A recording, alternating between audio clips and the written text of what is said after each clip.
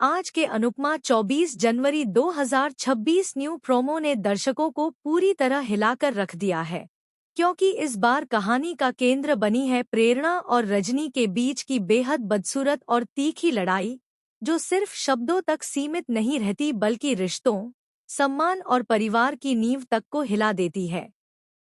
Promo की शुरुआत ही तनावपूर्ण माहौल से होती है, जहां प्रेरणा गुस्से से भरी हुई दिखाई देती है और रजनी पर पुराने आरोपों की झड़ी लगा देती है।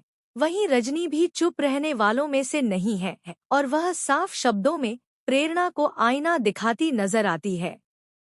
दोनों के बीच की यह लड़ाई अचानक नहीं है, बल्कि इसके पीछे लंबे समय से दबा हुआ अहंकार, गलतफहमियां और एक दूसरे को नीचा दिखाने की चाह छुपी हुई है। प्रेरणा जहां खुद को हर हाल में सही साबित करना चाहती है, वहीं रजनी अपने आत्मसम्मान पर किसी भी तरह की चोट बर्दाश्त करने के मूड में नहीं है। इस झगड़े के दौरान शब्द इतने तीखे हो जाते हैं कि घर का माहौल जहरीला सा बन जाता है और आसपास खड़े लोग भी असहज महसूस करने लगते हैं। सबसे दर्दनाक बात यह है कि इस लड़ाई का असर सिर्फ इन दोनों तक सीमित नहीं रहता, बल्कि पूरा परिवार इसकी चपेट में आ जाता है।